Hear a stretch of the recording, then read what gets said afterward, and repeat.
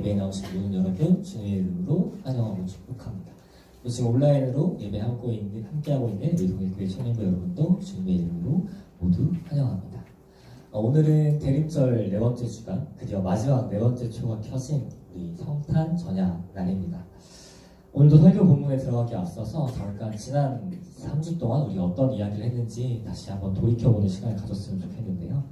우리 대림절을 맞아서 기다림에 대해서 지금 이야기하고 있습니다. 예수님을 기다리는 능동적인 기다림이 무엇인지, 우리가 기다리는 것을 어떻게 완성해 나가는 것이 돼야지, 우리의 기다림을 완성하는 하나님의 일하심이 무엇인지에 대해서 배웠고요. 그리고 우리가 매일매일 기다려야 하는 예수님의 말씀에 대해서 나누었습니다. 그래서 오늘은 정말 우리가 궁극적으로 기다려야 할 주님의 임재에 대해서 한번 나눠보고자 합니다. 오늘 말씀은 베드로후서 3장 3절에서 13절까지의 말씀입니다. 베드로후서 3장 3절에서 13절까지의 말씀을 제가 여러분이 한번 교독해서 읽도록 하겠습니다. 먼저 이것을 알지니 말세에 조롱하는 자들이 와서 자기의 정욕을 따라 행하며 조롱하여 이르되 주께서 강림하신다는 약속이 어디 있느냐. 조상들이 장 후로부터 만물이 처음 창조될 때와 같이 그냥 있다 하니, 이는 하늘이 옛적부터 있는 것과 땅이 물에서 나와 물로 속립된 것도 하나님의 말씀으로 된 것을 그들이 일부러 잊으려 함이로다. 이로 말미암아 그때 세상은 물이 넘침으로 멸망하였으되 이제 하늘과 땅은 그 동일한 말씀으로 불사르기 위하여 보호하신 바 되어 경건하지 아니한 사람들의 심판과 멸망의 날까지 보존하여 두신 것이니라. 사랑하는 자들아, 주께는 하루가 1000년 같고 1000년이 하루 같다는 이 한 가지를 잊지 말라. 주의 약속은 어떤 이들이 더디다고 생각하는 것 같이 더딘 것이 아니라 오직 주께서는 너희를 대하여 오래 참으사 아무도 멸망하지 아니하고 다 회개하기에 이르기를 원하시느니라. 그러나 주의 날이 도둑같이 오니 그 날에는 하늘이 큰 소리로 떠나가고 물질이 뜨거운 불에 풀어지고 땅과 그 중에 있는 모든 물이 드러나리로다. 이 모든 것이 이렇게 풀어지리니 너희가 어떠한 사람이 되어야 마땅하냐. 거룩한 행실과 경건함으로 하나님의 날을 바라보고 간절히 사모하라. 그날에 하늘이 불에 타서 풀어지고 물질이 뜨거운 불에 녹아지느니와. 함께 읽겠습니다. 우리는 그의 약속대로 의가 있는 곳인 새 하늘과 새 땅을 바라보도다. 아멘. 오늘은 대림절 4번째 설교 제목은 정말 다시 오시나요? 라는 제목을 가지고 한번 여러분과 나눠보도록 하겠습니다. 먼저 저는 지금 이 자리 앞에 여러분 앞에 나와 있는 전도사이지만 그 전에 아주 평범한 31세의 청년입니다. 그래서 사실 지난주 설교 말씀이 생명의 양식을 매일매일 우리가 말씀을 들어야 된다고 얘기했잖아요. 근데 사실 저도 잘 그렇게 살기가 힘든 것이 사실입니다.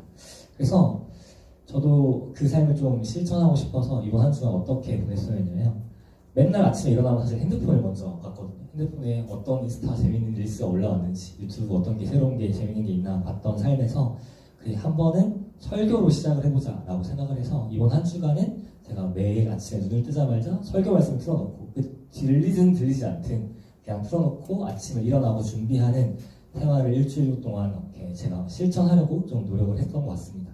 바라기는 제 이 실천이 이 한 주간으로 끝나지 않고 제 평생의 삶이 되었으면 좋겠고요. 또 바라기는 여러분 한순간 한순간 모든 삶 가운데서 그렇게 주님 말씀을 실천하며 살아가는, 또 매일매일 주님 말씀을 기다리며 살아가는 우리 동일교회 청년부 여러분이 되시길 소망합니다. 오늘은 우리가 매일 만나길 기다리는 이 예수님이 아니라 우리가 궁극적으로 기다리는 말씀을 오시는 예수님이 아니라 육신을 입고 오시는 예수님, 다시 이 땅에 올라가신 그대로 오시는 예수님의 재림에 대한 이야기를 좀 하려고 합니다.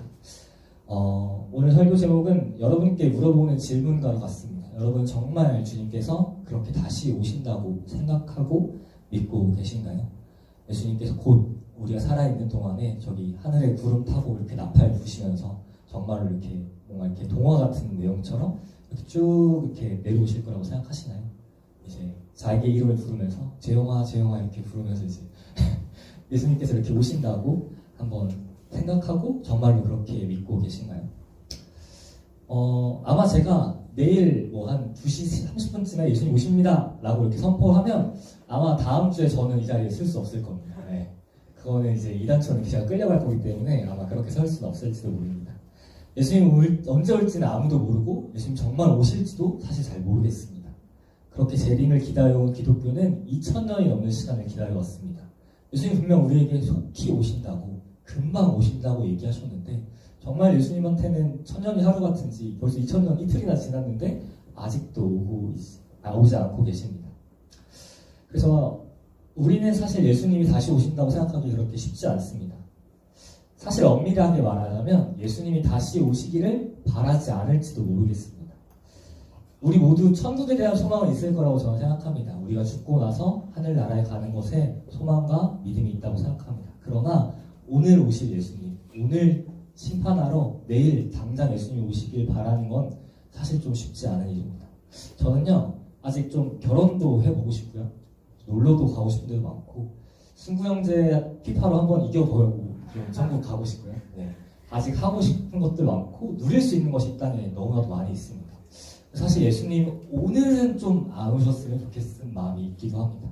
또 저희 기쁜 소식이 있는데 여러분이 기도해 주신 덕분에 제가 대학원 1차 시험에 합격을 했는데요. 아직 대학원 들어가지도 않았는데 공부만 하고 예수님 오시면 너무 억울할 것 같습니다. 네. 그래서 여러분 오늘날 우리는 예수님을 잘 바라지 않는 것 같습니다.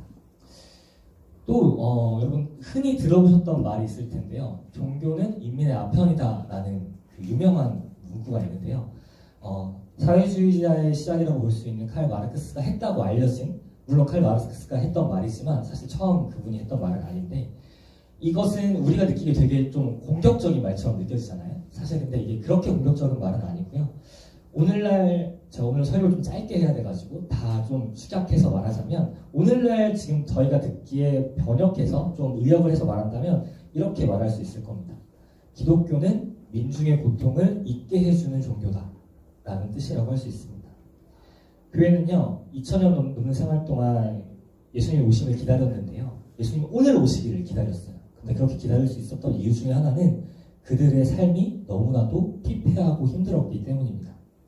기독교가 민중의 고통을 잊게 해줬다는 말은 예수님께서 오셔서 지금 내 상황을 역전시켜 줄 수 있을 거라는 믿음, 예수님께서 오셔서 지금 저 왕을, 예수님께서 오셔서 지금 나를 억압하는 저 부르주아 계급을 역전시켜 줄 거라는 믿음이 있었기 때문에 버티고 또 바랄 수 있었습니다. 그래서 사실 그들은 내일이 없는 삶을 살았고 내일이 없는 삶을 살았기에 아이러니하게 예수님의 오심을 바랄 수 있는 삶을 살 수 있었습니다. 그러다 보니 우리는, 기독교는 점점 세상의 빛과 소금의 역할을 감당하는 것을 잊어버리고 오실 예수님만, 그러니까 하늘만 쳐다보고 사는 종교가 되어버렸고, 그런 종교를, 그런 기독교를 비판하는 말이 이 종교는 인민의 아편이다라는 말입니다. 사실 그 말의 힘이 때문인지, 그런 세상의 비판 때문인지 기독교는 점점 하늘을 바라보는 것을 멈추고 땅을 바라보기 시작했습니다. 우리는 이 땅에서의 빛과 소금으로 사는 일에 집중하기 시작했고, 우리는 이 땅에 하나님 나라로 만드는 일에 집중하기 시작했습니다. 이것이 잘못됐다라고 이야기하는 것이 아닙니다. 우리는 빛과 소금이 되어야 하고 우리는 이 땅을 하나님 나라로 만들어야 합니다. 그런데 어쩌면 우리가 너무 지금 땅만 보고 살고 있는 것은 아닌지 돌이켜봤으면 좋겠습니다. 우리가 하늘 소망에 대해서 이야기하는 것이 좀 꺼려지기도 합니다. 우리가 예수님께서 오늘 곧 오실 거야 라고 말하는 게 좀 이상한 소리로 사실 들릴지도 모르겠습니다. 예수님께서 오시길 바라는 것을 이야기하면 마치 좀 너무 종교적인 것처럼, 너무 좀 이단과 사이비처럼 느껴질지도 모르겠습니다. 사실 우리가 그것을 그렇게 느끼는 이유는 그것이 세상이 싫어하는 말이기 때문입니다. 사실 세상은 우리가 말하는 가치들, 사랑, 평화, 어떤 용서, 이런 구제, 이런 것들에 대해서는 큰 꺼리낌과 별로 거부감이 없습니다. 그것이 좋은 것임을, 자신에게도 좋은 것임을 이 세상이 익히 알고 있기 때문입니다. 우리도 그래서 그런 것들은 쉽게 말할 수 있고 쉽게 실천하고 쉽게 내 삶의 가치로 두고 살아가려고 합니다. 그런데요, 재림을 말하는 건, 나는 예수님이 얼른 오시기를 기다리고 있어 라고 말하는 건 조금 거리껴지는 일이 될 수도 있겠습니다. 그러나 세상이 이렇게 미워하는 일을 한다는 것, 세상이 우리를 미워하는 것은 사실 당연한 겁니다. 예수님께서도 그렇게 말씀하셨고 또 역사가 기독교가 살아온 땅이 우리가 세상에서 미움받는 종교라는 것을, 세상에서 미움받는 존재라는 것을 이야기하고 있습니다. 여러분, 예수님께서 정말 다시 오시나요? 예수님께서 정말 이 땅에 다시 오실까요? 제가 중국영재를 피파로 이기기 전에, 제가 대학원을 졸업하기 전에 오실까요? 사실 아까 장난처럼 오시지 않았으면 좋겠다라고 이야기했지만, 바라기는 저는 예수님이 다시 오셨으면 좋겠습니다. 제가 바라는 예수님 오시는 날은 단순히 세상이 끝나는 것뿐만 아니라 내가 가장 기쁘고 즐거운 것들로 가득 예수님과 함께 누리는 날이라는 것을 믿기 때문입니다. 이 세상에서 누리던 것이 그냥 싹 사라지고 너무 지겹고 지겨운 그 천국에 마치 우리가 흔히 아는 새하얀, 마치 정신병 걸릴 것 같은 새하얀 구름 속에서 찬양만 하는 것이 아니라 정말 이 세상에 누리는 기쁨과 즐거움이 너무 그림자처럼 여겨질 정도로 실체로 느껴지는 정말 기쁨과 즐거움이 가득한 곳이 우리 주님 만나는 시간이라는 것을 제가 믿기 때문일 것입니다. 그렇다면 우리가 예수님이 진짜 오시길 바라는 삶은 어떤 걸까요?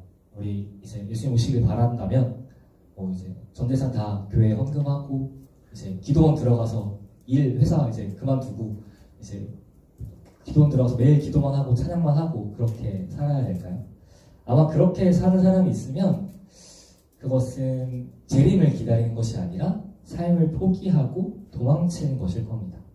정말 재림을 기다리는 건요, 정말 예수님께서 오늘 오신다고 생각하는 삶은요, 내 삶에 최선을 다하는 삶입니다. 제가 만일 오늘 주님이 오신다고 생각했다면 아마 설교를 그냥 준비 안 하고 대충 아무 말만 하고 갈 수 있었을까요? 내 삶을 심판하실 분이 오늘 오신다는 건 내가 오늘 숙제를 빨리 잘 해야 된다라는 뜻입니다. 제가 만약에 오늘 주님 오신다고 생각하고 그렇게 믿는다면 저는 정말 최선을 다해서 오늘 말씀 선포를 준비할 겁니다. 오늘 우리 주님 다시 오실 때까지 찬양했던 것처럼 그 주님이 나를 기다리고 계신다고 믿기 때문입니다. 여러분, 재림을 기다린다는 것은요, 우리 삶을 놓아버리고 우리 삶을 포기하는 일이 아닙니다. 재림을 기다린다는 것은 오늘 마지막인 것처럼 최선을 다해 하루하루를 살아가는 겁니다. 이 예배가 오늘 여러분의 인생의 마지막 예배인 것처럼, 오늘 내일 삶이 여러분의 삶의 마지막 삶인 것처럼 최선을 다해 살아가는 것이 정말 재림을 기다리는 일입니다. 바라기는 우리 사랑하는 동일교회 청년부 모두가 하루하루 매일매일 또 매 예배마다 주님 다시 오신다고 생각하며 또 재림을 기다리며 살아가는 여러분이 되시기를 소망합니다. 우리 함께 기도하겠습니다.